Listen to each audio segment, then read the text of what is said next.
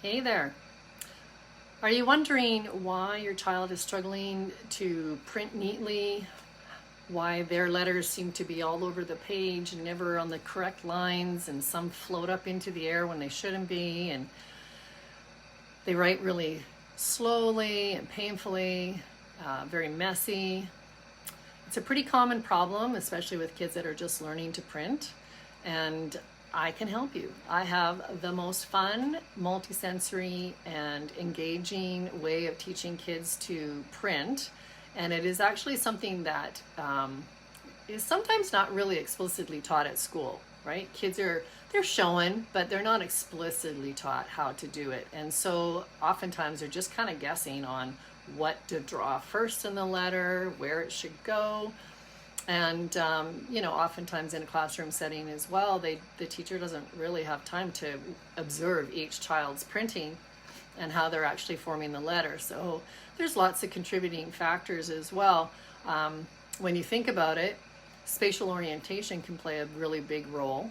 For instance, this is a stapler.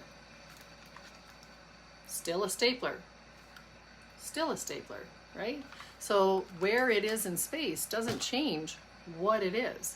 But that's not the same when they start printing letters. All of a sudden it really does matter where the circle is and where the stick is. If I put the stick on this side and I put it up, well then it's a B. If I put it on this side and put it up, then it's a D.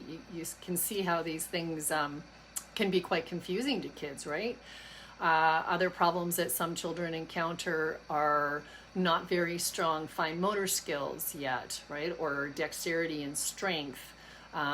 Maybe they don't have the proper pencil grip. That can be getting in the way of them doing very well at doing their printing. So there's lots of reasons that can make it difficult for kids to learn how to print properly, but I do have the solution, and I love this, okay? So I have color-coded paper, as you can see. And I always start off by talking to the kids and asking them a really simple question. If you're outside playing and it's hot and you feel like it's time to take a little break and you want to have a little sit down and rest, would you sit down in the sky? And most kids are like, no. It's like, right. Nobody can sit in the sky. That's silly. But if you had the choice, would you sit in the nice soft grass, or would you rather sit in the dirt? Now, granted, some kids would say they'd rather sit in the dirt, but that's okay. You say, well, me, I prefer and I love sitting in the nice soft grass. And you know what? So do all the letters in the alphabet.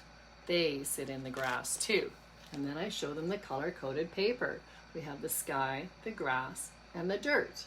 And all the letters sit in the grass. They all sit in the grass. Some reach up into the sky and some dig down into the dirt, but they all sit in the grass. So that's the first part. Now, I've seen other ways of teaching kids, the cat with the head, the body, and the tail, or the house with the attic and the basement. But it's just not very relatable to kids, and it also doesn't really explicitly tell the kids where the letters are on the lines, right? So for instance, here I have the alphabet on the color-coded paper, and I have a clock. The clock is a really great teaching tool.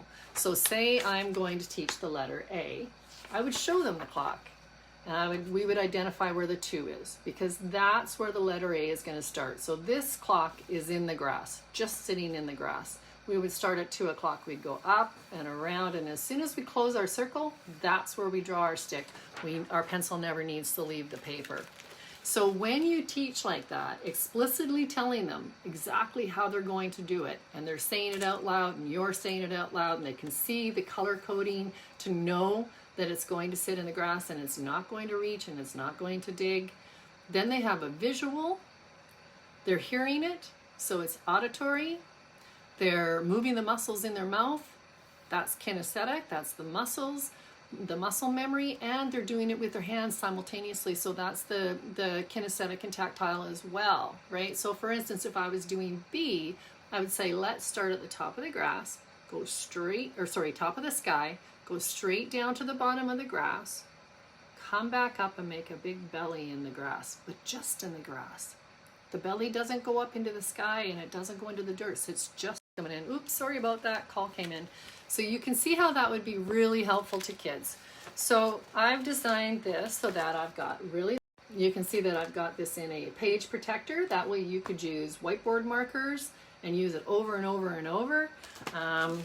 I've also got the 2 o'clock clock, which there are several letters that I call 2 o'clock letters, and it's a great starting point. Got all the letters in the alphabet, shows you exactly where they're placed on the color-coded paper. And then I have several different sizes of the color-coded paper. I've used this method over and over and over with kids. I've never had it fail. It is always super successful. And what's really great about it too is that when you teach children how to form their letters properly, right off the get-go, then when it comes time to transition into handwriting, they're right on track. Because, for instance, let me show you an A. So if we did the A on here, we start at 2 o'clock, we go around and we draw our stick. So when we're handwriting, we would lead in, go to 2 o'clock, come around, lead out, right? So it's most of the letters, it's a really easy transition from printing into handwriting if they've been taught how to do the printing formation properly to start with. Not only that, but good printers can write faster. So it just makes everything more effective once they've been taught how to do that properly right from the get-go. But I do suggest that you get kids practicing it, because the longer that they're doing it just sort of creatively on their own, the more you have to spend time correcting those bad habits. So I hope that was helpful to you guys.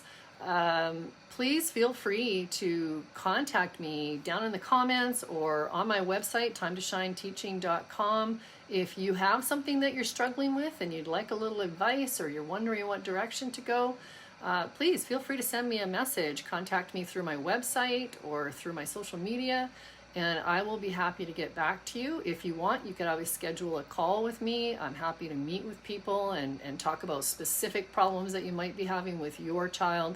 And I'm pretty sure I can help you with that. And if I can't, I'll find someone who can, or I'll find a way to. So if you found value in what I've talked about today, I would really love it if you pass it along to others that you think might also benefit from this. And check out my website, subscribe.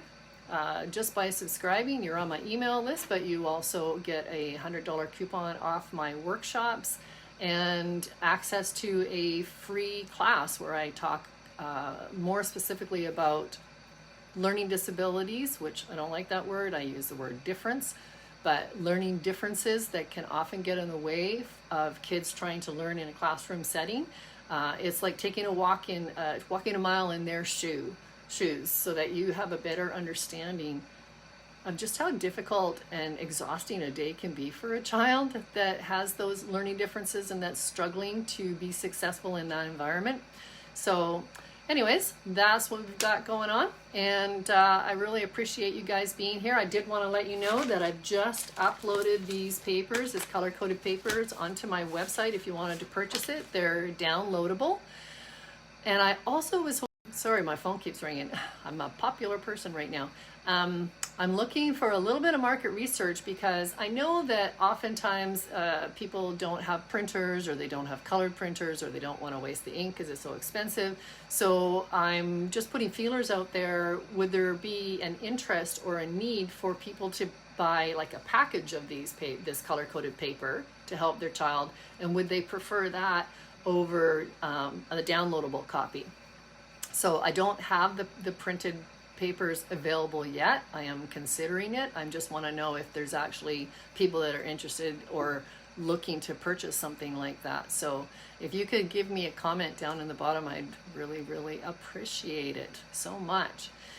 So it's super hot here today, which you can probably hear my air conditioner running because it's the only room in the house that I can stand to be in. So I'm going to let you guys go, and I thank you for listening. And again, check out my website, Time to Shine Teaching, and let me know if there's any other things that you'd like to learn about. Ciao.